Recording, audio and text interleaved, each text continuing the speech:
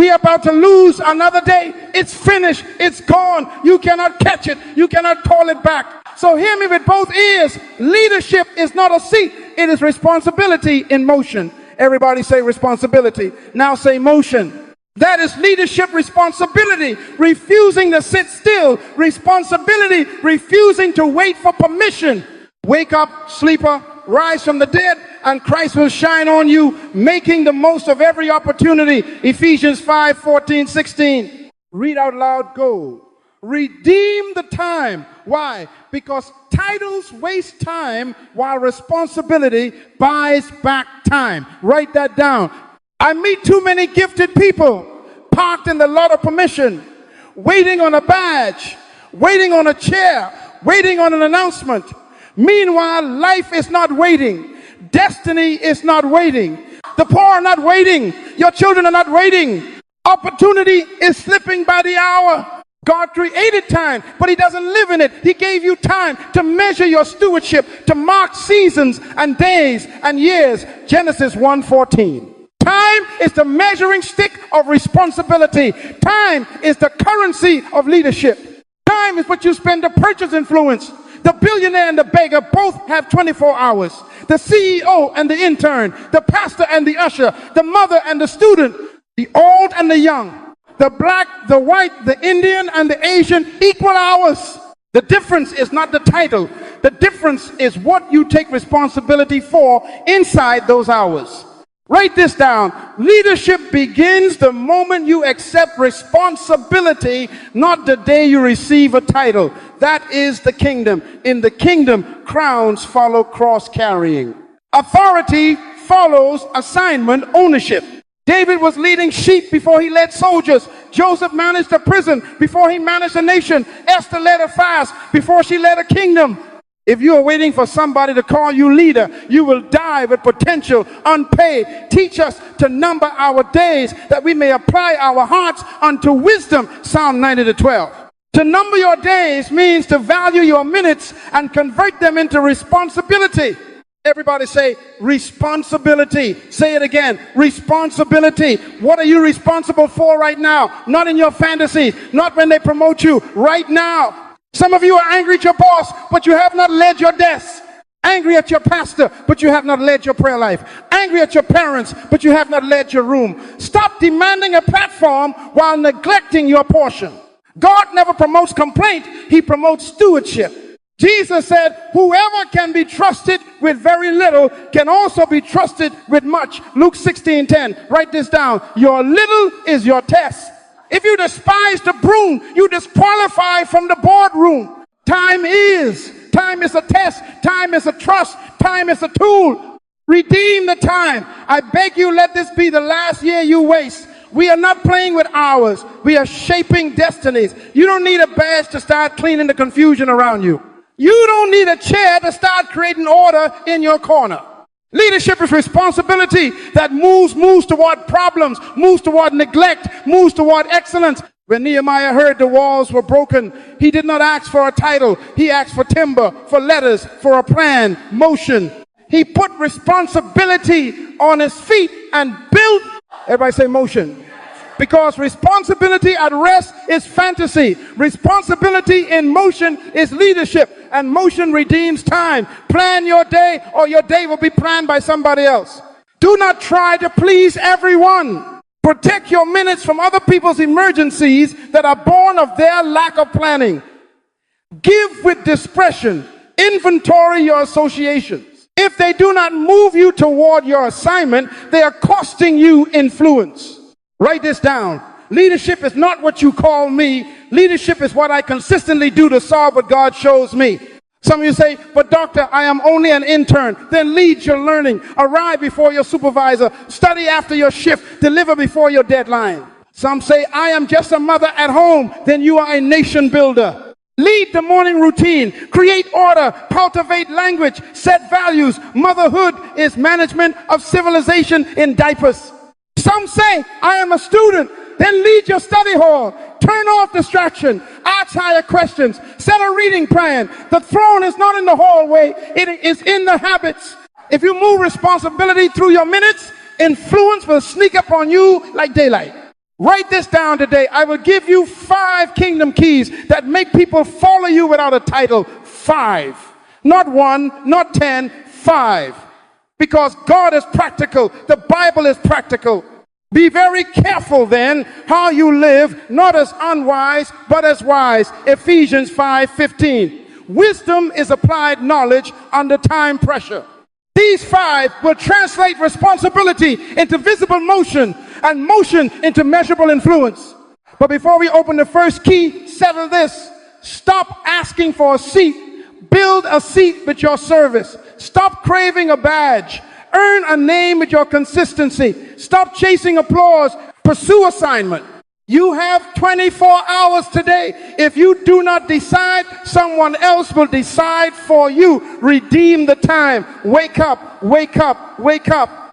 The clock is running, and destiny is waiting for evidence that you are a steward, not a spectator. If leadership is responsibility in motion, then here is the question that will govern everything we say next. Responsibility for what? Until you answer that, you will be busy without fruit. And fruit, not titles, proves leadership. Now, let's begin to define the responsibility the kingdom requires. In the kingdom, leadership is defined one way: influence. Everybody say influence. Influence is proof that responsibility is moving. Influence is the capacity to affect direction of people, of projects, of systems without needing to threaten or beg. Write this down. In the kingdom, leadership is measured by influence, not appointment. How do we know? Because Jesus called you salt and light, not chairman and CEO. Read aloud, go, you are the salt of the earth. You are the light of the world. Let your light so shine before men that they may see your good works and glorify your Father in heaven. Matthew 5:13-16. Salt influences flavor without a microphone. Light influences vision without an introduction. That is leadership. Titles can be counterfeit. A badge can be loud and still be empty. You can have a title and no followers. You can have no title and people still line up for your counsel. Saul had the crown, but David had the song. Saul has slain his thousands, and David his tens of thousands. 1 Samuel 18-7. Pharaoh had a throne, but Joseph had solutions. The Sanhedrin had positions, but the people were astonished at his teaching, for he taught them as one having authority and not as the scribes. Mark 1:22. Authority there didn't mean office, it meant weight. Influence is weight. Weight that moves minds. Weight that turns we can't into we must. Write this down. Appointments announce you. Influence proves you. Why is this so important? Because some of you are frustrated that nobody is following you, but you have not given them anything to follow. People follow what helps them. They are drawn to clarity, to competence, to consistency, to courage. Clarity because confusion is expensive. A clear voice saves time. Competence because results quiet arguments. Skill solves pain. Consistency because storms make us look for steady hands. Reliability breeds trust. Courage because fear paralyzes. Boldness creates motion. That is the follow principle. Stop chasing applause. Start solving problems. Stop requesting permission. Start reducing confusion. If you reduce confusion anywhere, someone will follow you out of the fog. Influence is not demanded. It is earned by burdens, carried faithfully.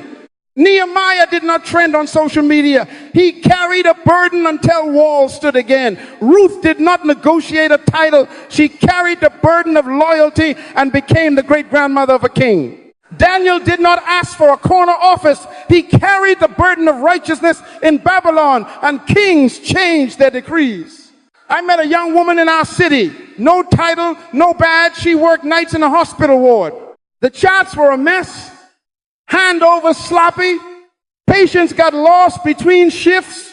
She came early, stayed late, designed a simple checklist, labeled shelves, color-coded meds, trained the new hires on a break. Within 3 months, doctors were asking, what does she think? Nurses were copying her list. That's influence. She didn't post a sign, she carried a burden. Write this down. Responsibility carried becomes credibility. Credibility becomes influence. Let me be fatherly and firm. Write this down. If no one is changing because of you, you are not leading yet. You are only talking. I love your ideas. I love your passion. I love your passion. I love your ideas. I love your passion. I love your ideas. I love your passion. I love your passion. I love your passion. I love your ideas. I love your passion. But talk is cheap and time is the currency. Redeem the time. Change is the receipt of influence.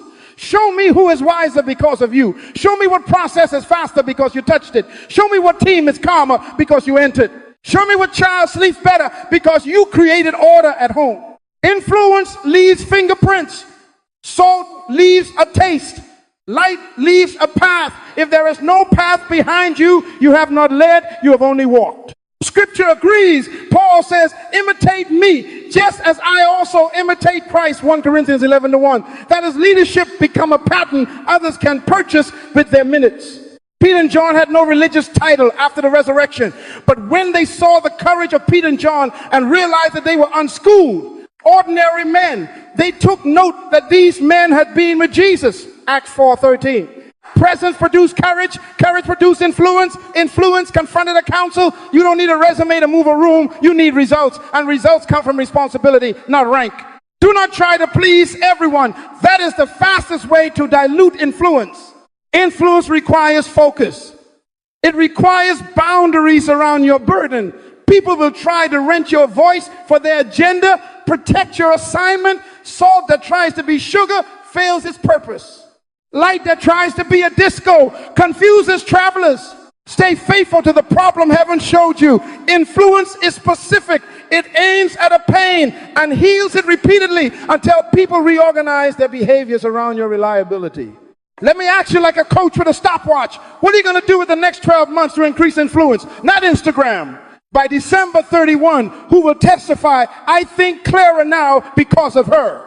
Whose calendar will be less chaotic because of your system? Which department will start hitting deadlines because you built a checklist? Invest hours where your assignment hurts. Document a small solution. Deliver it consistently. Measure the change. Influence grows when outcomes compound. The billionaire and the beggar both have 24 hours. The leader buys change with them. Redeem the time. So where does this begin? Not in the boardroom. Not on the stage, not in their heads. The first place influence must be proven is inside you. If your appetites do not follow you, why should a team? If your mornings do not obey you, why should a meeting? If your words cannot move your own feet, why should your words move theirs? We are about to open the first key private discipline, creating public credibility. But hear me now. Until you can influence yourself, your desire to influence others is ambition without anchor. Wake up, wake up, wake up. The kingdom is watching for evidence. And your first follower is the man or woman in your mirror. Key number 1, lead yourself. Write this down. If you cannot lead you, you cannot lead them. Self-government always precedes government of others. Proverbs 25:28 says, whoever has no rule over his own spirit is like a city broken down without walls. Read out loud, go. A city without walls cannot protect treasure. It cannot say no to invasion. When your spirit has no walls, your talents get looted by appetites, your minutes get invaded by distractions, and your future pays the ransom. Credibility begins when you build those walls in private. Your habits preach louder than your vocabulary. Everybody can talk excellence. Few can tolerate the schedule that produces it. Paul says, I discipline my body and bring it into subjection. 1 Corinthians 9:27. He didn't say, I felt like it. He said, I subdue it. That is leadership. First over your body, then over your calendar, then over your emotions, then over your responses. Write this down. Redeem the time by ruling your routines. Time is a currency. Routine is the wallet. If your wallet has holes, your minutes leak, and you wake up broke at sunset. Let me ask you, like a father and a coach, who controls your morning? Who controls your appetite? Who controls your mouth? Do not tell me about your dream if your alarm controls you. Do not promise me excellence if sugar negotiates your day. Do not claim you're ready to lead people when your tongue burned down bridges at lunch. James writes, if anyone among you thinks he is religious and does not bridle his tongue, this one's religion is useless, James 1:26. Your mouth is a steering wheel. Crash it, and the passengers won't trust your driving again. Write this down. Integrity begins in the invisible places. Alarms, plates, tones, tabs, thoughts. Time is a servant to the disciplined and a tyrant to the lazy. Time is the only soil where credibility can grow. Be very careful then how you live, not as unwise, but as wise, redeeming the time. Ephesians 5:15-16. Read out loud. Go. Redeem the time. How? Through a documented personal standard. Not vibes, not mood, standard. Jesus modeled it. Very early in the morning, while it was still dark, he got up and prayed. Daniel modeled it. He knelt down on his knees 3 times that day and prayed, as was his custom since early days. Custom, pattern, habit. Leaders are not born in spotlights. They are manufactured by schedules. Write this down. Your schedule is the prophecy of your future. So here is your personal standard. Not someday, today. For the next 30 days and then the next 11 months. Number 1, fix wake time. Not when you feel like it. A set time that honors your assignment. 5:30 a.m., 6 a.m. Choose maturity, not comfort. Number 2, scripture and prayer before screens. 15 minutes in the word, 15 minutes in prayer. Start with Proverbs of the day, a psalm, and 1 gospel paragraph. Pray Ephesians 1:17 over your mind. Number 3, skill building block. 30 minutes daily on the craft that solves your assignment's pain. Take the course. Read the manual. Practice the software. Leaders are competent on purpose. Number 4, physical discipline. 20 to 40 minutes of movement. Why? Because a weak body makes bold vision feel heavy. Steward the temple. The mission rides on it. Number 5, daily plan review. Write the top 3 results you must deliver today, not tasks results. Then guard them like a lion. Do not try to please everyone. Protect your priorities from people's emergencies that are born from their lack of planning. Who controls your morning? You will, starting tomorrow. Who controls your appetite? You will, by choosing fuel over feelings. Fast the pleasure if you must. Say no, so your yes has power. Ecclesiastes says, to everything there is a season. Ecclesiastes 3:1. Create a season for focus in your day and forbid intrusion. Give with discretion. Inventory your associations. If breakfast with that friend always becomes gossip, change the table or change the time or change the friend. Salt that tries to be sugar fails its purpose. Now let me get practical. Because faith without works is dead. Show up early. Write this down. Early is leadership language. Arrive where you are assigned before your supervisor's expectation. Why? Because earliness redeems the time. It buys margin for excellence. Finish what you start. Half done is untrustworthy. Jesus said, which of you intending to build a tower does not sit down first and count the cost, lest after he has laid the foundation and is not able to finish, all who see it begin to mock. Luke 14:28-29. Leaders don't just start towers, they dedicate buildings. Tell the truth, even when it costs. Psalm 15 describes the one who swears to his own hurt and does not change. Psalm 15:4, keep your word. Your word is your brand. If you cancel carelessly, delay silently, or excuse creatively, you are withdrawing credibility faster than you can deposit charisma. Write this down. Consistency is the interest on the credibility you bank today. I met a young man, no title, just a janitor at a manufacturing plant. The place was always behind. He led himself, woke at 5, read Proverbs with coffee, learned lean management on YouTube, 30 minutes a day. At work, he arrived early, lined up supplies, taped the floor with workflow lanes, and finished his checklist every shift. He told the truth when a machine was overdue, even when his manager frowned. 3 months later, accident rates fell, overtime dropped, and production sped up. Guess whose name started showing up in problem-solving meetings? Not because he asked, because he governed himself and self-government advertised him. Your private discipline writes recommendations you never request. Time Time is the measuring stick of your self-leadership. What are you going to do with the next 12 months? By December 31, will your mind be sharper because you read daily? Will your temper be steadier because you practice silence before speech? Will your body carry you further because you build stamina? Will your skill remove confusion faster because you studied each evening? The billionaire and the beggar both have 24 hours. The promoted and the ignored both have 24 hours. Write this down. The leader buys credibility with hours nobody sees. Let me press your conscience with 3 questions you must ask every night for the next 365 days. 1, did I control my morning, or did my morning control me?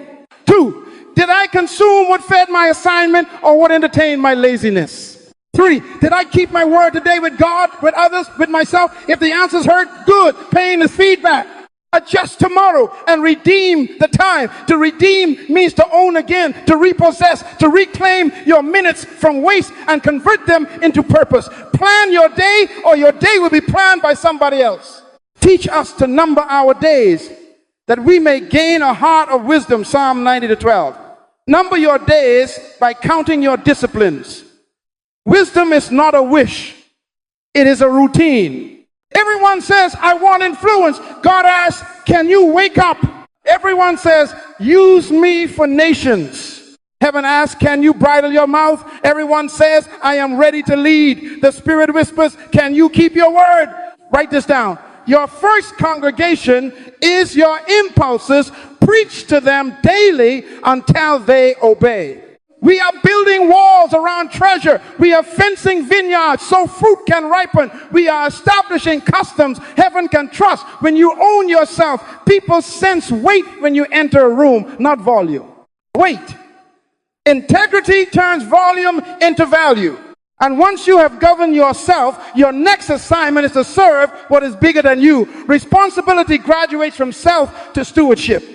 You will now be ready for key number 2, taking the same discipline that built your private credibility. But first, tonight, set your alarm, lay out your Bible, write your 3 results, and redeem the time. Wake up, wake up, wake up. Tomorrow, your leadership begins where no one can see it inside. Key number 2, serve the vision you didn't create. Stewardship before ownership. Everybody say, I am a steward. Say it again, I am a steward. Write this down. Greatness in the kingdom is not a demand. It is a harvest of service. Jesus settled the argument. Whoever desires to become great among you, let him be your servant, just as the Son of Man did not come to be served, but to serve. Matthew 20:26-28. Read out loud. Go. The king modeled it with a towel before he modeled it with a throne. If the greatest wash feet, what are you doing with your hands? What is a steward? A steward manages what belongs to another as if the owner were present. Let me define it deeper. A steward delivers the owner's intent with the owner's excellence, using the owner's resources within the owner's time. Time is the owner's most expensive asset. Time is the account you manage. Time is the clock you guard when you steward a vision. That is why Jesus taught, if you have not been faithful in what is another man's, who will give you what is your own? Luke 16:12. Write this down. The door to your vision is locked from the inside of someone else's assignment. Your key is faithful stewardship. Let me expose an infection: entitlement. Our generation wants authority without responsibility, platforms without preparation, benefits without burdens. We want the mic but not the mark. We want the signature but not the system. Hear me like a father. Entitlement is the enemy of elevation. Promotion is a result, not a request. The parable of the talents is God's HR policy. Well done, good and faithful servant. You were faithful over a few things. I will make you ruler over many. Matthew 25-21. He didn't say, well said. He said, well done. Write this down. God promotes doers of stewardship, not dreamers of status. How do you serve a vision you didn't create? Practically, daily, observable, with time sensitivity. Number 1, anticipate needs. Don't wait to be told, see it and solve it. Joseph didn't apply to be prime minister. He interpreted dreams, managed a prison excellently, forecast famine, and built systems before Pharaoh thought of it. Anticipation is the mother of trust. Number 2, Bring solutions, not complaints. Anybody can tell me the boat is leaking. Leaders walk in with wood, pitch, and a plan.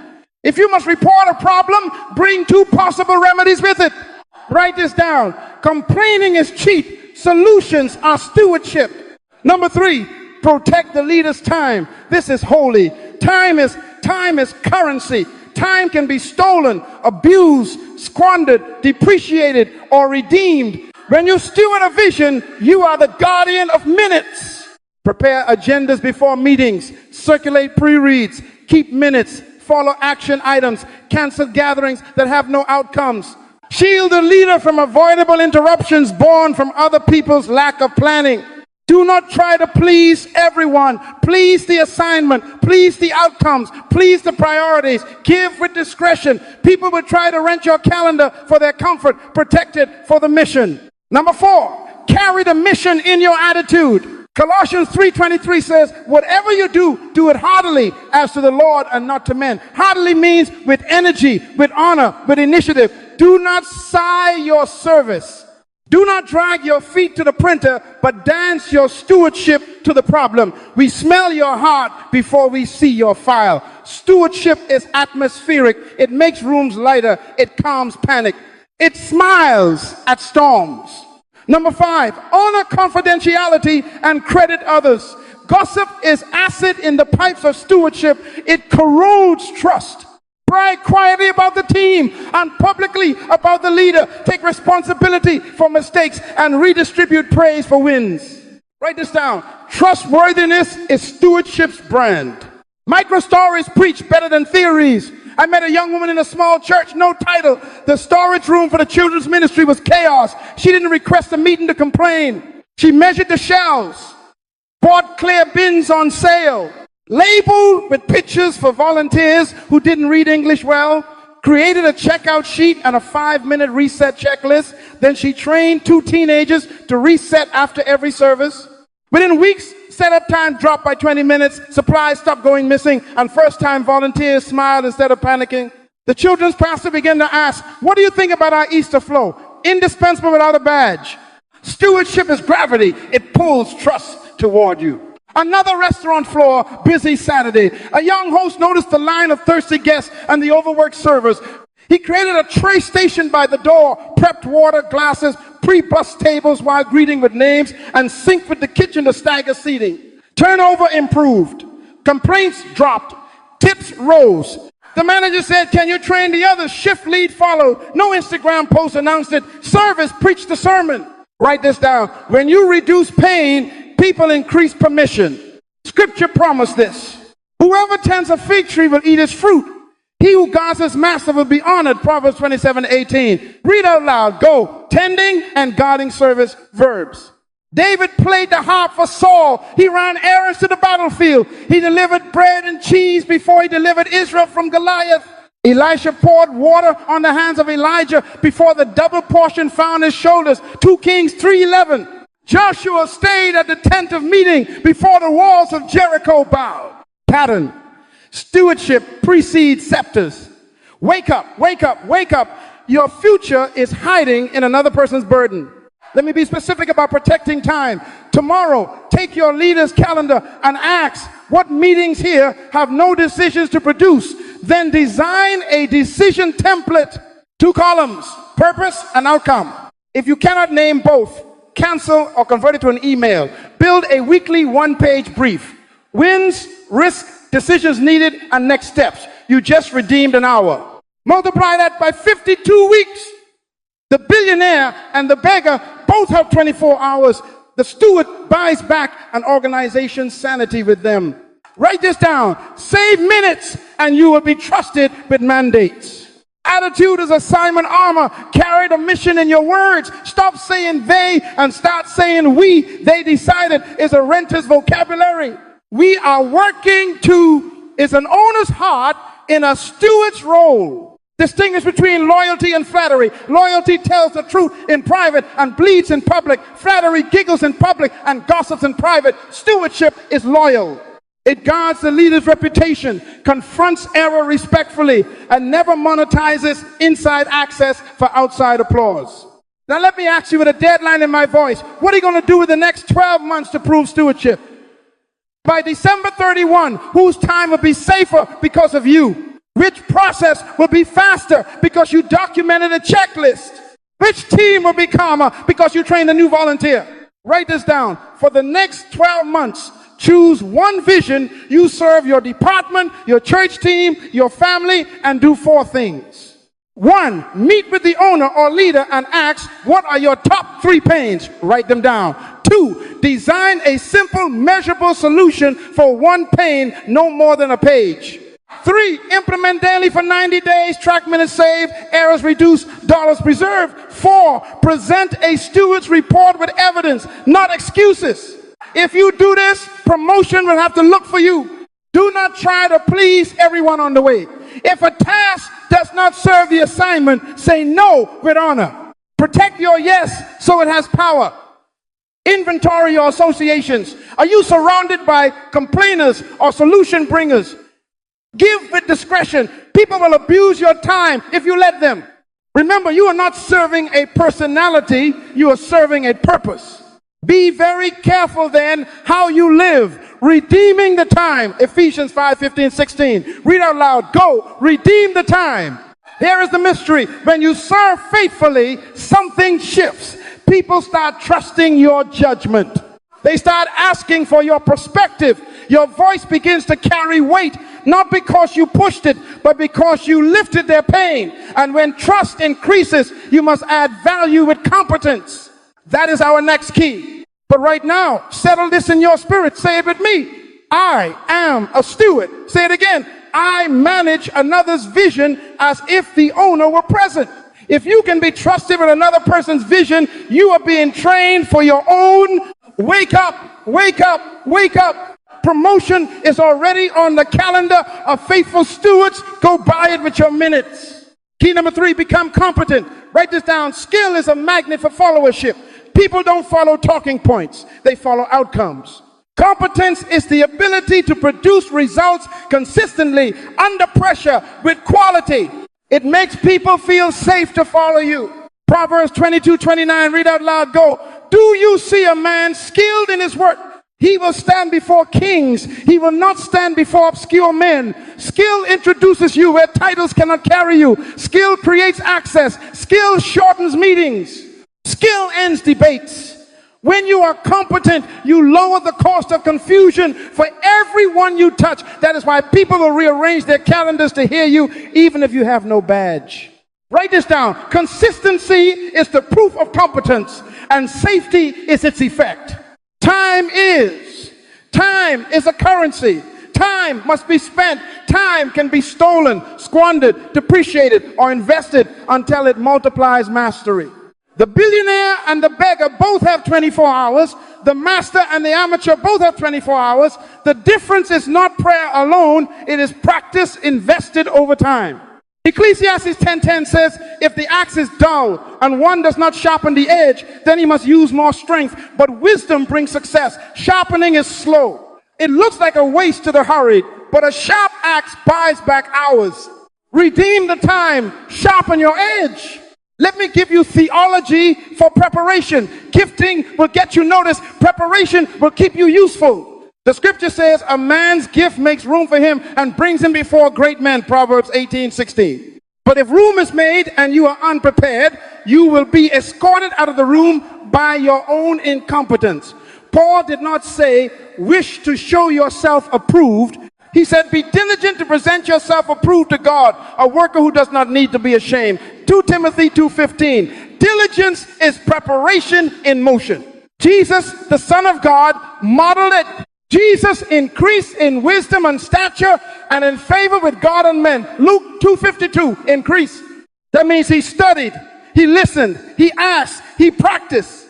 David was anointed, but also skillful in playing, a mighty man of valor, prudent in speech, 1 Samuel 16:18. Daniel and his friends, in all matters of wisdom and understanding, he found him 10 times better. Daniel 1:20. 10 times better is not an accident. It is an investment of hours.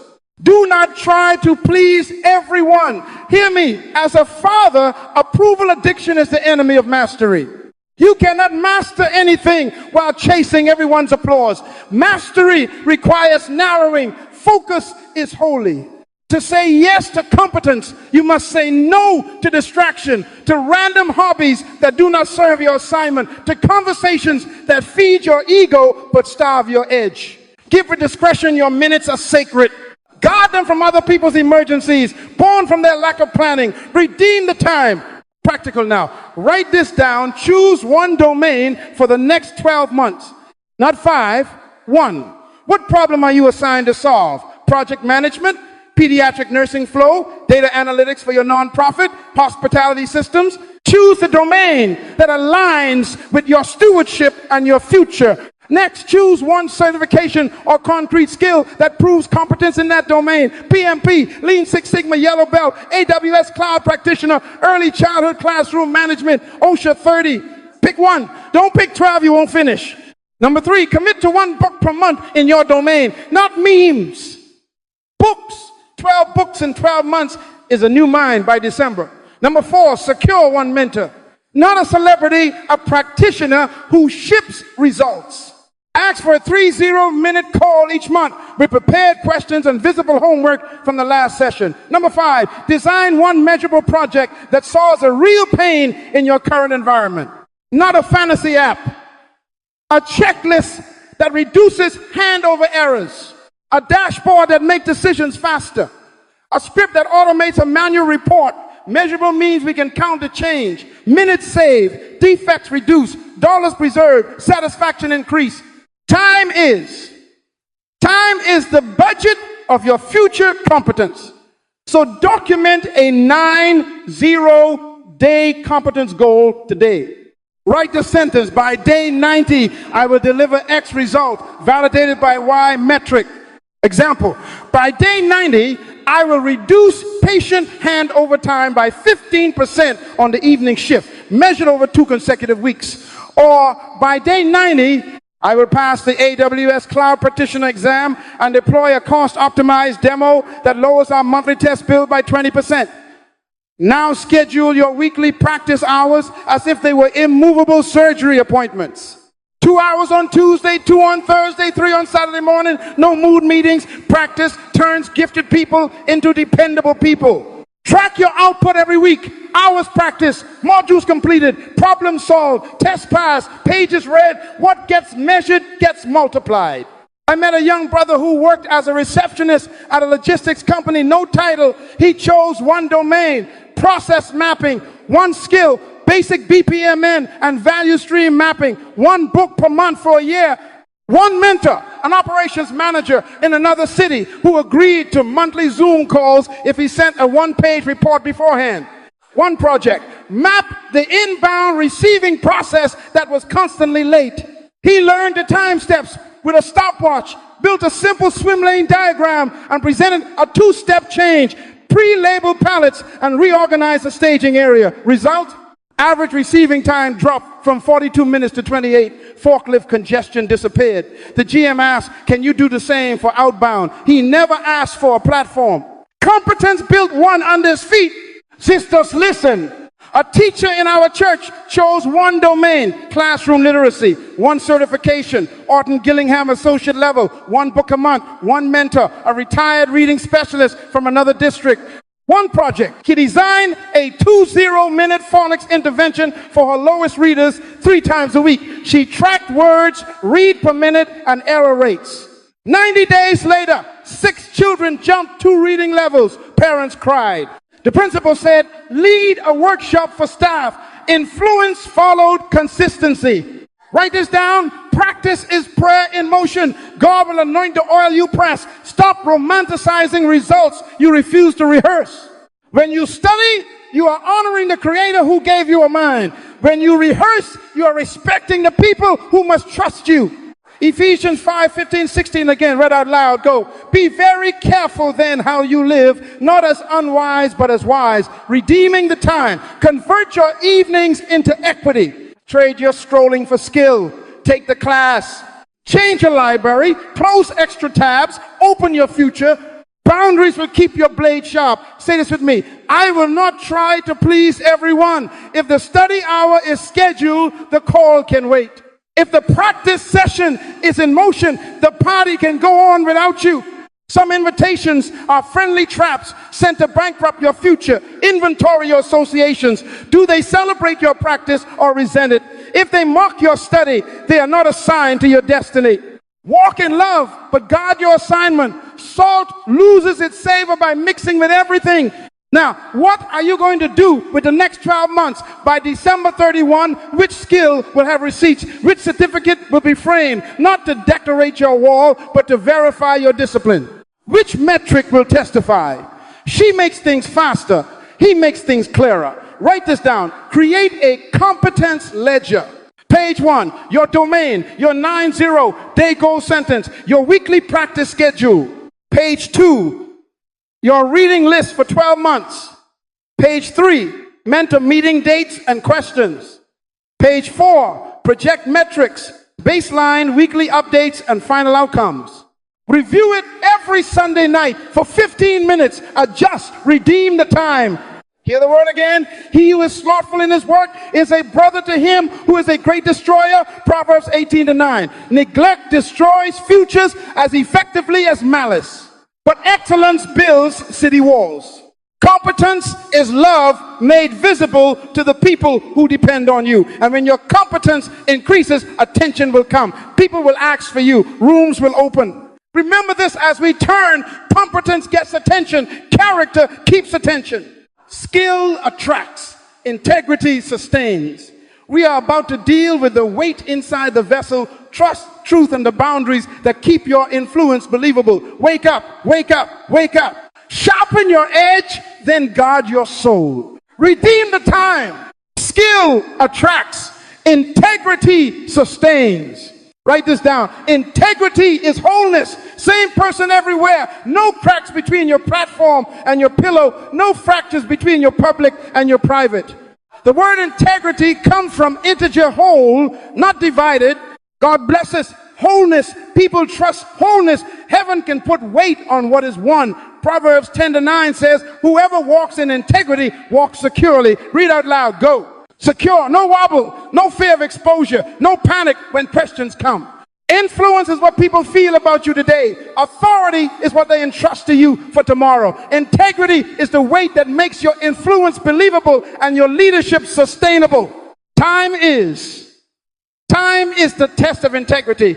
Time is the courtroom where your words are cross-examined by your habits. Time is the currency you spend to prove that yesterday's promise is today's practice.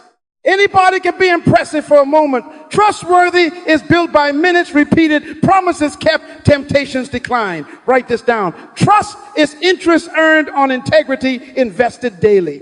Luke 16:10. He who is faithful in what is least is faithful also in much. Faithfulness is not an event, it is a rhythm.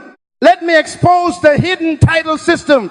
In your organization, your family, your church, people are giving you a title you never see on your badge. It is not manager, director, or pastor. It is safe or unsafe. Safe means we can borrow your judgment without fear of hidden fees. Safe means your yes means yes and your no means no. Matthew 5:37. Unsafe means we have to double check you, remind you, manage you. It means your presence multiplies confusion. Write this down. Promotion follows safety, demotion follows drama. How is trust actually built? Small agreements kept. That's it. Not speeches, agreements. You said 9, arrive at 8:55. You said, I'll call you Thursday. Call before Thursday ends. You said, I'll keep this in confidence, die with it if necessary. You said, I made a mistake. Then say it clearly without a discount code attached. Tell the truth quickly. Apologize without excuses. Keep confidences. Honor chain of command. Refuse gossip. Reliability is love translated into calendar and conduct. Psalm 15 describes the kind of person who may dwell in God's holy hill. He who swears to his own hurt and does not change. If it costs you to keep your word, pay the cost. It is cheaper than distrust.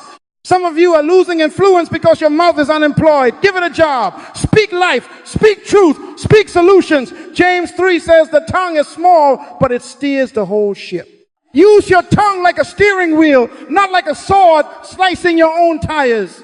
If you don't know, say, I don't know, quickly. That sentence builds more trust than a paragraph of polished guesses.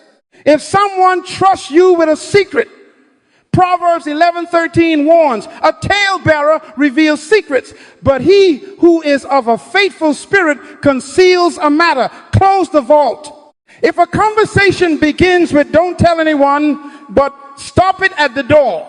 You are not a landfill for poisoned words. Refuse gossip. Protect reputations. If correction is needed, deliver it in private and with honor.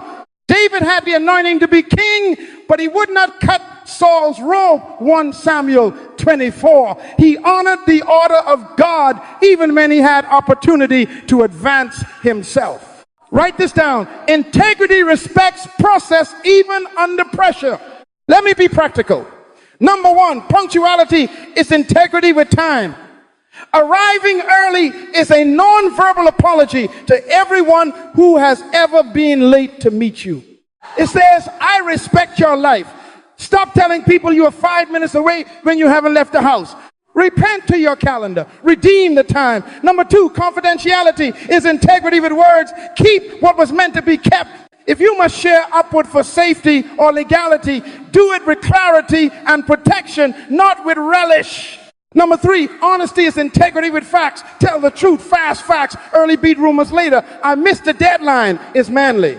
Traffic, email, didn't send, the devil are childish. Put away childish excuses. Number four, reliability is integrity with follow through. If you promise, deliver. If you cannot deliver, renegotiate the promise before the deadline, not after. Number five, honor is integrity with authority. Use the chain of command. Don't weaponize access. Don't leapfrog your leader to be impressive to their leader. That is not boldness, that is betrayal. Story will teach you. I watched a talented young man lose a platform he could have kept for years. Brilliant, creative, anointed. But meetings started late when he led them. Budgets drifted without reports. And he shared private discussions with his friends as prayer requests. People smiled at his gifts, but hid their decisions from his hands. Eventually, the invitation list stopped including his name. Unsafe, they said quietly. Contrast another woman, quieter, steady. She wasn't the loudest in the room, but her files were immaculate. Her dates were exact. Her replies were clean. If she said, I'll send it tonight, your inbox chimed before midnight. When a conflict came, she named her part, apologized, and corrected, no drama. After 1 year, the senior leader said, can you sit in on this executive brief? Authority migrated to integrity. Influence turned into keys in her hand. Write this down. Consistency is credibility. Credibility is bankable. People will make withdrawals from you only if you have deposits of integrity. How do you deposit? With daily behaviors you can measure. For the next 12 months, choose 5 trust practices and track them like money, 1 on time or 5 minutes early to every commitment. Inbox 0 every 24 hours for critical stakeholders. Weekly promise report every Friday. What I said I'd do, what I did, what I'm adjusting. Confidentiality rule, never repeat a private matter without explicit permission. Write vault on your notes to remind your heart. Gossip filter. If the person is not present and the goal is not solution, change the subject or end the meeting. What are you going to do in the next 12 months? By December 31, could your team honestly label you safe? Could your spouse? Could your client? Time is the environment of trust formation. Trust cannot be microwaved. It must be marinated. That is why Ephesians 5 commands, be very careful then how you live, redeeming the time. Redeem the time by keeping your word even when your mood changes. Redeem the time by documenting decisions so memories cannot lie. Redeem the time by building a personal integrity checklist before you sleep. Did I keep an agreement today? Did I fix what I broke? Did I protect someone's name? Did I honor order? Repent quickly? Reset before midnight? Small obediences compound? Do not try to please everyone. Integrity is not people pleasing, it is promise keeping. Sometimes the most honest word is no. A false yes today is a real betrayal tomorrow. Say yes, but eyes open and calendar check. Say no with honor and an alternative if possible. Inventory your associations. Do the people around you normalize half-truths, chronic lateness, casual slander? If you walk with the crooked, your straight line will start to tilt. Give with discretion. People will abuse your time and your tongue if you let them. Integrity sets limits. Now hear the wisdom of the kingdom. When integrity is consistent, influence becomes authority. Daniel 6-4 reports they could find no charge or fault because he was faithful. No fault, faithful, safe. That is why kings listened. That is why lions fasted. Integrity stabilizes leadership. It gives weight to your yes, steel to your spine, and rest to those who follow. Wake up, wake up, wake up. Let this be the last year you are impressive but unreliable. Let this be the first year your name equals safety. And there is one more brick in this foundation. After you become safe, you must become selective. Leaders are gatekeepers. Trust without boundaries becomes abuse. We are about to guard the doors of your life associations, access, and expectations, so your integrity is not drained by distraction. Do not try to please everyone. Protect your assignment. Redeem the time. Key number 5, guard your assignment.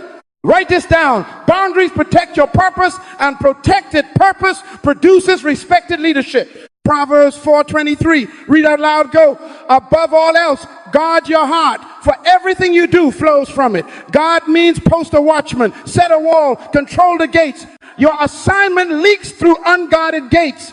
Time is a gate. Attention is a gate. Access is a gate. If you don't control your gates, other people's interests will control your life. Do not try to please everyone. If you do, your purpose will die trying to entertain everybody. Redeem the time. Let me correct a lie. Boundaries are not arrogance. They are stewardship. Jesus had boundaries. Luke 5:16 says, Jesus often withdrew to lonely places and prayed. Often withdrew habit, not accident. Mark 1:35-38, read out loud, go. Very early in the morning, while it was still dark, Jesus got up, left the house, and went off to a solitary place. Simon and his companions went to look for him. Everyone is looking for you. Jesus replied, let us go somewhere else. That is why I have come. He said no to urgent voices to protect his assignment. Nehemiah 6:3, write this down. I am doing a great work so that I cannot come down. Boundary, focus, respect. If Jesus chose, withdrew, and focus, you are not more loving by being less disciplined. You are being wasteful. Redeem the time. Discretion is leadership without a title. What is discretion? It is the wisdom to protect your priorities from other people's emergencies.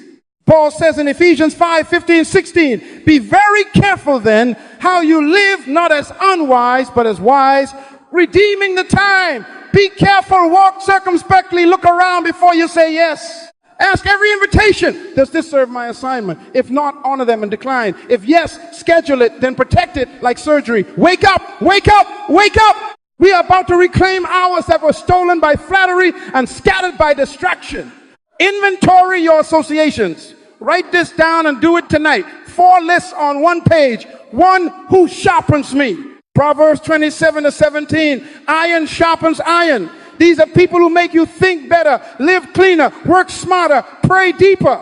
Who drains me? They take without returning strength. After meetings with them, your courage is low. 3, who distracts me? They are nice but misaligned. Time with them equals untraceable outcomes. 4, who demands that I betray my purpose?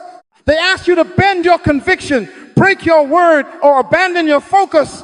Proverbs 13:20, he that walks with the wise shall be wise, but a companion of fools will be destroyed. 1 Corinthians 15:33, do not be misled. Bad company corrupts good character. Psalm 1:1, blessed is the man who does not walk in the counsel of the wicked. Hear me, love everyone, but give access by assignment. Affection does not equal access. Give with discretion. Do not try to please everyone. Now tools. Practical boundaries you can measure. Number 1, calendar rules. Decide your sacred hours. For example, first 90 minutes of the day are for prayer, study, and priority work. No meetings, no browsing, no chit-chat. Block it, name it, guard it. If your phone buzzes, it is trespassing. Number 2, response windows. Not every message deserves instant access to your brain. Set a 2-4-hour window for email with key stakeholders, 48 hours for non-critical requests, direct messages checked once daily, social media once every 2 days. Announce your windows. Train people how to reach you. Number 3, meeting limits. If there is no agenda, there is no meeting. If a meeting is necessary, cap it at 25 or 50 minutes to buy back transition time. If your presence does not change the outcome, decline and ask for minutes. Number 4, solution-only conversations. Write this down. No complaint without 2 proposed solutions and a decision owner. If someone brings smoke, ask for water. If they only have gasoline, dismiss it. Number 5, attention firewall. Turn off non-essential notifications. Use do not disturb during sacred hours. Put your phone in another room while doing deep work. Open your Bible and your brief. Close your distractions. Number 6, access tiers.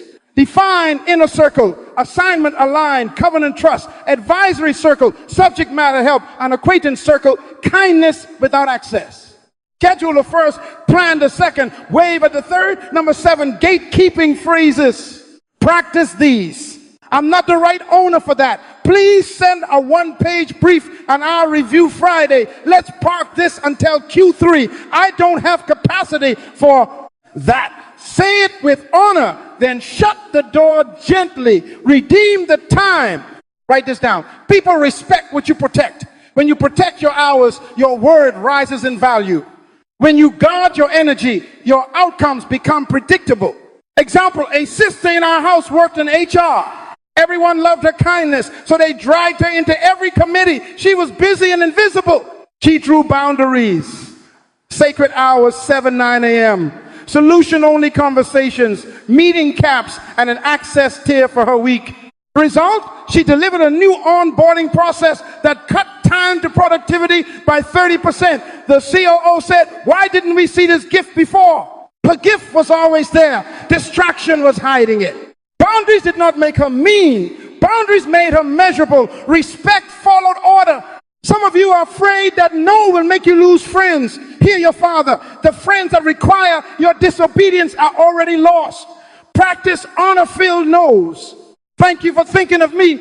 My assignment for this quarter is focused on X, so I have to decline. I appreciate the invite to keep my promise to my team.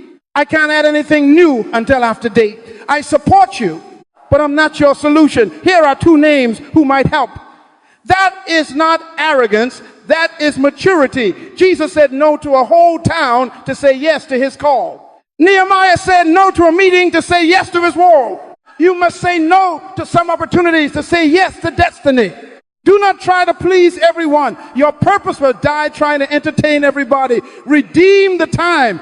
Time is a currency. You are either investing it in assignment or spending it on applause. Decide today for the next 12 months. Make a boundary ledger. Page 1, your sacred hours and your response windows written and posted. Page 2, your association inventory names in each list and the adjustments you will make by date. Page 3, your meeting policy agenda rule, caps, and default decline phrase. Page 4, your attention firewall notification settings, apps deleted, office hours. Measure it monthly. How many deep work sessions did you protect? How many interruptions did you decline? How many hours were redeemed from meetings? What did those hours produce? What are you going to do with the next 12 months? By December 31, could we see a visible product of your preserved focus? A book draft finished.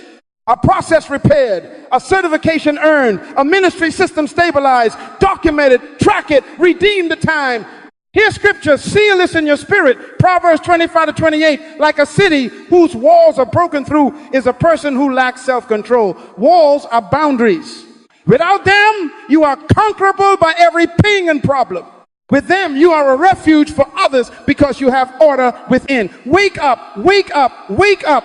I beg you, let this be the last year you are available to everything and effective at nothing. Let this be the first year your availability is governed by assignment and your schedule is an ally, not an enemy.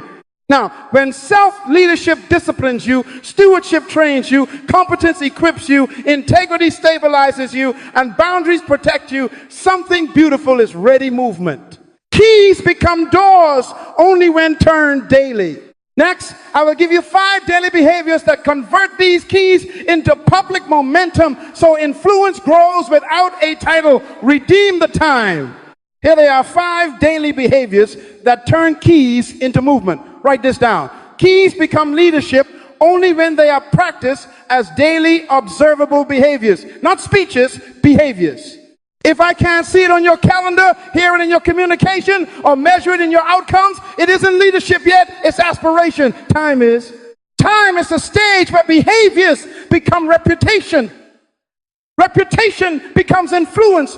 Influence becomes invitation. Invitation becomes authority. Redeem the time.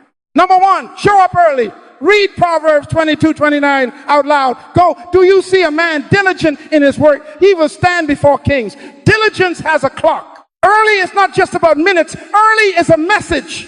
It says, I am ready to serve before I'm seen. Arrive with margin to add value. Set the room. Test the slide. Sharpen the agenda. Pray for the decision makers. Anticipate obstacles.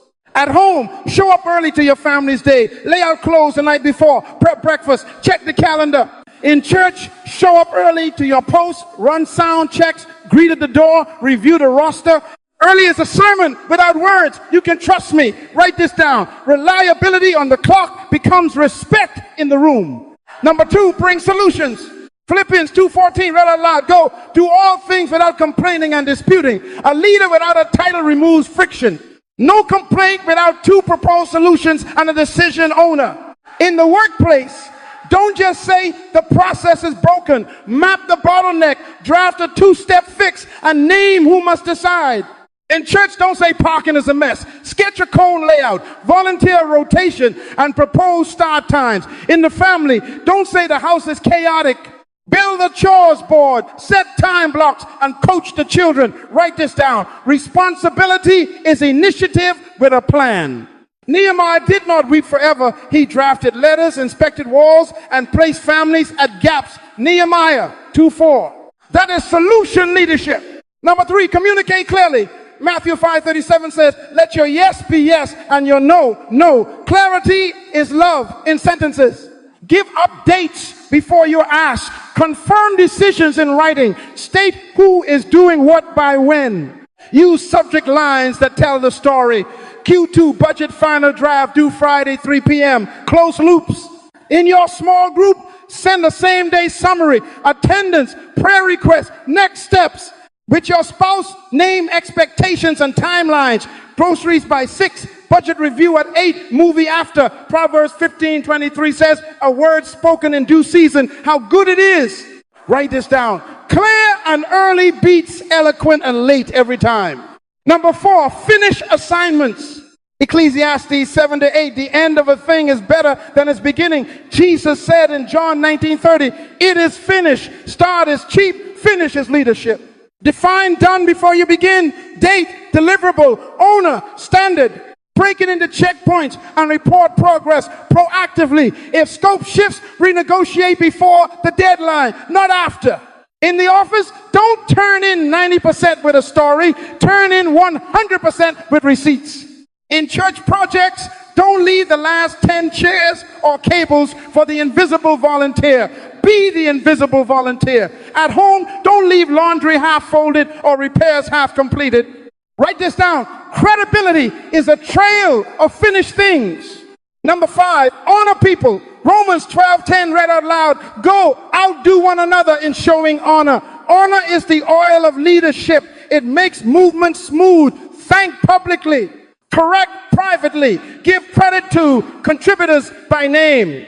Protect reputations from casual slander. Make eye contact. Learn names. In the workplace, recognize the janitor's excellence and your junior analyst's extra mile. In church, celebrate unseen servants. The one who resets chairs. The one who prays over lists. In your family, speak life over your children's efforts and your spouse's sacrifices. 1 Peter 2:17 says, honor all people. Write this down. Honor opens hearts. Open hearts multiply influence. Now, embed these behaviors into responsibility in motion. Don't wait for meetings to lead. Lead in corridors. Lead in conversations. Lead in preparation. Total leadership looks like this. You notice the printer jam and fix it. You see a confused visitor and escort them. You catch a risk before it becomes a crisis and alert the owner with options. Conversation leadership sounds like this. I hear the problem. Here are two solutions. Which do you prefer? Preparation leadership feels like this. Agendas out 24 hours early. Brief read. Questions ready. Files named. Room set. Backup stored. Lead when it's inconvenient. Lead when it's unseen. Lead when it costs you. Lead when you're not credited. Lead when it's boring. Lead when it's small. Lead again tomorrow. Wake up, wake up, wake up. This is how titles start chasing you. Let me place this in your world. In the workplace, show up early with a prioritized list. At 10 a.m., send a concise status update. At noon, propose a fix to a recurring error. At 3 p.m., finish something and ship it before you leave. Send gratitude to one teammate who made your work better. Over 12 months, that rhythm changes your label from helpful to indispensable. In your church team, arrive before volunteers. Check the checklist. Pray for the people by name. Capture lessons learned after service and follow up by Monday with improvements. Over time, your faithfulness becomes the system others trust. In your family, prep the night before. Lead a 5-minute morning huddle. Assign chores with time boxes. Praise effort publicly and end the day with a brief review and prayer. Over weeks, chaos gives way to culture. Time is a compounding account. Small deposits of responsibility pay interest as reputation. Reputation compounds into influence. Influence pays dividends as invitation. Joseph interpreted a prison dream. That small act escorted him to Pharaoh. Genesis 41. Daniel's daily faithfulness built a resume. Kings could not ignore Daniel 6-4. Galatians 6-9 promises, let us not be weary in well-doing, for in due season we shall reap if we faint not. The season is purchased by today's behaviors. Write this down. What you repeat, you become. What you become, people follow. So here's my fatherly push. Practice these 5 behaviors for 7 straight days and record them. Did you show up early? Did you bring 2 solutions for every complaint you voiced? Did you communicate clearly and close loops? Did you finish what you promised? Did you honor at least one person with words and credit? This is responsibility in motion, and now we must make it measurable. Vague leadership goals produce vague lives. Document the plan, set the deadlines, track the consistency. What are you going to do with the next 12 months? By December 31, will there be a visible harvest of these daily seeds? Redeem the time. Now we document. Habakkuk 2:2. Read out loud, go, write the vision and make it plain upon tablets that he may run who reads it. If it is not written, it will not be run. If it is not measured, it will not multiply. Ephesians 5:15-16 commands, be very careful then how you live, not as unwise, but as wise, redeeming the time. Redeem means to own it again, to buy it back with intention. So I ask you one more time with a father's urgency, what are you going to do with the next 12 months? Not someday, 12 months. A year is about to be spent by somebody, either by your plan or by other people's emergencies. Time is a currency. If you don't budget it, it will be stolen. Redeem the time. Write this down. Your 1-2 month influence blueprint without a title. Keep it simple. 5 lines you can live, not paragraphs you can't carry. Line 1, one responsibility you will own. Name an arena and an outcome. I will own onboarding in my department and reduce time to productivity by 25%. Or I will own our small group follow-up and increase retention by 20%. Or I will own family mornings and deliver a stable routine by March. Ownership is leadership in disguise. Line 2, one skill you will master, not dabble master. Data analysis, level 1 certification by June 30, or project management, complete the course and pass the exam by September 15, or public speaking, deliver 12 rehearsed talks by year end. Daniel was 10 times better because he studied Daniel 1. Mastery attracts followership. Line 3, one trust habit you will practice. Choose a behavior that makes you safe.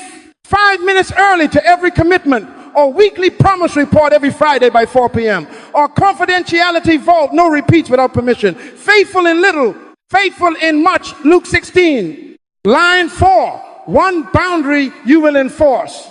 Guard your assignment with a wall. First 90 minutes sacred prayer and priority work daily, or meeting rule, no agenda, no attendance or notifications off 9:12 a.m. deep work only. Jesus withdrew, so must you. Line 5, one person you will mentor or serve. Influence multiplies by service, not by spotlight. Mentor James bi-weekly, 90 minutes.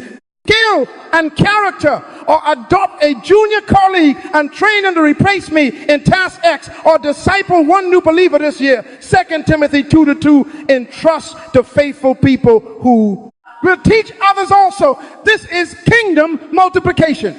Now measure it weekly. Proverbs 21:5, read out loud, go. The plans of the diligent lead surely to abundance. Plans must be translated into a scorecard. Create a one-page weekly influence score. 5 metrics, no mystery. Hours invested. How many focused hours did you put into your responsibility and your skill? Recorded. Time reveals truth. Task completed. How many? It is finished. Deliverables. Did you ship, not start? Problem solved. List of frictions you removed with solutions. Count them. Feedback received. Who gave you input this week? Wisdom grows in light. Ask at least one stakeholder for a correction, a commendation, or a suggestion. Consistency tracks, streaks matter. How many days did you practice your trust habit and guard your boundary? Write this down. Consistency is louder than intensity. A quiet, repeated week will outshout a loud, random month. Accountability brings light. Leadership grows in light, not secrecy. Choose one person, your supervisor, your pastor, your spouse, a peer who is serious, and schedule a 30-minute review every month for 12 months. Put it on the calendar now. 12 appointments named influence review. Redeem the time. Share your blueprint, your weekly score summary, your wins, your misses, your next adjustments. Give them permission to tell you the truth. Ecclesiastes 4:9-10 says, 2 are better than 1. If one falls, the other lifts. Do not try to please everyone. Choose one who fears God and respects your assignment. Share access with discretion, but share it. Secrets rot, plans grow in light. When you stumble, and you will reframe it properly, write this down. That was yesterday. Lamentations 3:23 declares, his mercies are new every morning. New mercies are not for new excuses, they are for new obediences. Redeem the time by restarting quickly, not by regretting loudly. Philippians 3:13, forgetting those things which are behind and reaching forth unto those things which are ahead. A righteous man falls 7 times and rises again. Proverbs 24:16. Rise quickly. Reset your streak before midnight. Update the scorecard. Confess the miss and return to the plan. This is how grown people lead themselves. Time box the journey. Break 12 months into 4 quarters. Design Q1 for foundation. Clarify responsibility. Begin skill course. Start trust habit streak. Enact boundary. Meet your mentee. Q2 for production. Ship version 1 of your responsibility. Outcome. Mid-course exam. Refine boundary. Q3 for multiplication. Document what worked. Train someone else. Scale the solution. Q4 for harvest and report. Compile outcomes, testimonies, metrics. Present to your leader. Celebrate and reset. Psalm 90:12. Read out loud. Go. Teach us to number our days that we may apply our hearts unto wisdom. Number your days. Name your quarters. Assign your deadlines. What are you going to do in the next 12 months? By December 31, what tangible proof of influence will exist? A system improved, a process documented, a person developed, a certification earned, a habit unbroken. Influence is proof of leadership. Proof must be printable. This plan is not for applause. It is for assignment. Do not let people add 10 more goals to impress them. Do not try to please everyone. 5 lines, 1 scorecard, 1 reviewer, steady steps. Time is a compounding account. Small deposits of responsibility, skill, trust, boundary, and service will pay interest as reputation. Reputation will pay dividends as invitation. Invitation becomes authority. And hear me, behavior changes fastest when identity is corrected. In a moment I will lay hands on your name. No more title chasing, only responsibility carrying. Wake up, wake up, wake up. Document the plan tonight. Set the first review date before you sleep. And when the sun rises, begin to buy your future with your hours. Redeem the time. Before we dismiss, receive this. You are not waiting to be chosen. You were born chosen for an assignment. Jeremiah 1:5 read out loud, go, before I formed you in the womb, I knew you. Before you were born, I set you apart. God says, I appointed you. That means you are hired by God to carry responsibility. Leadership is not a throne. Leadership is the discovery of your burden and the courage to carry it daily. Time is the equal salary of heaven. The billionaire and the beggar both have 24 hours every day. Your identity is not title seeker. Your identity is responsibility carrier. Everybody say, I will lead from where I am. Everybody say, I will redeem the time. Write this down. When identity shifts, behavior shifts. When behavior shifts, influence appears. Ephesians 5:14-16. Wake up, O sleeper, rise from the dead, and Christ will give you light. Be very careful then how you live, redeeming the time. Wake up, wake up, wake up. You are not a victim of appointment letters. You are a steward of hours. Now here are the 5 keys sealed in your bones. Self-leadership, private discipline creates public credibility. What you rehearse in secret becomes your reputation in the street. Stewardship, serve the vision you didn't create before you demand one of your own faithful with another man's. God gives you your own. Luke 16:12. Competence, become skillful. Excellence is a magnet.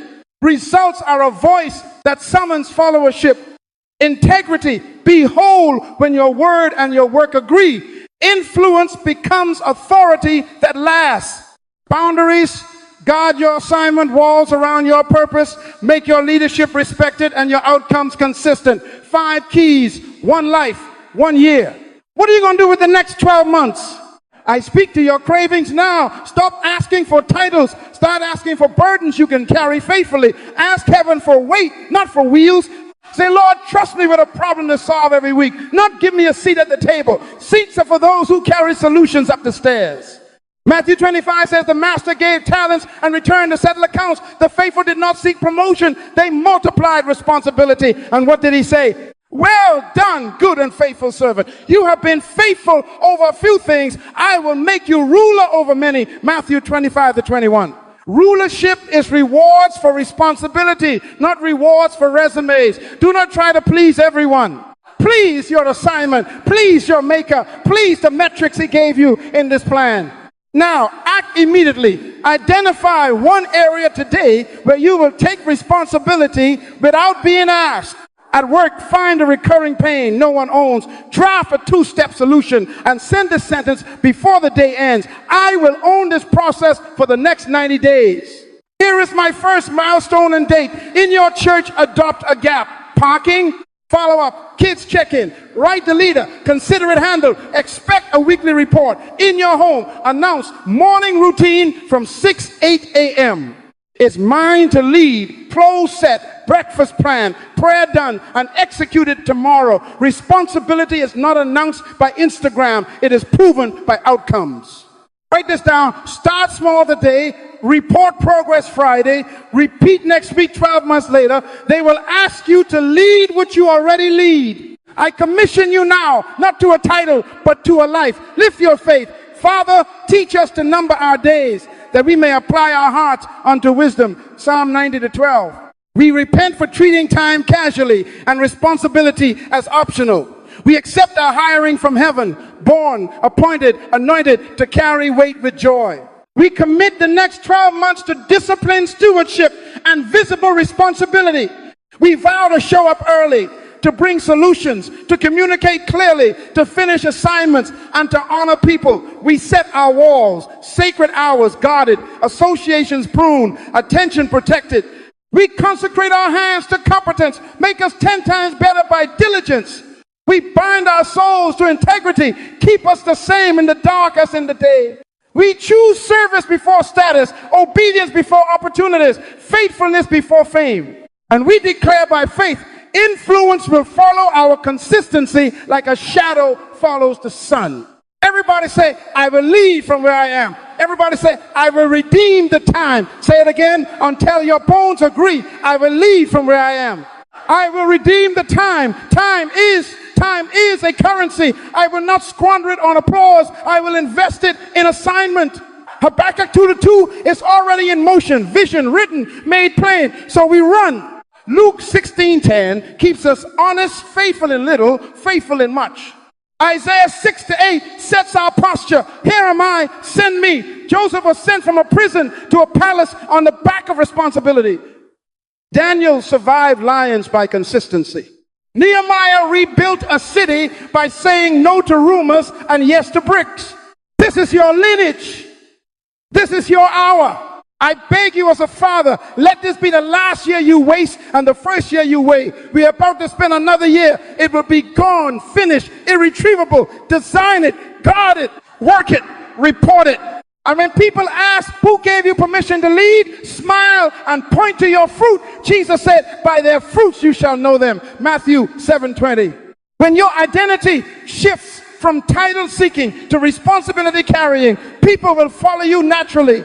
Now go redeem the time, because leadership is not a position. Leadership is responsibility in motion.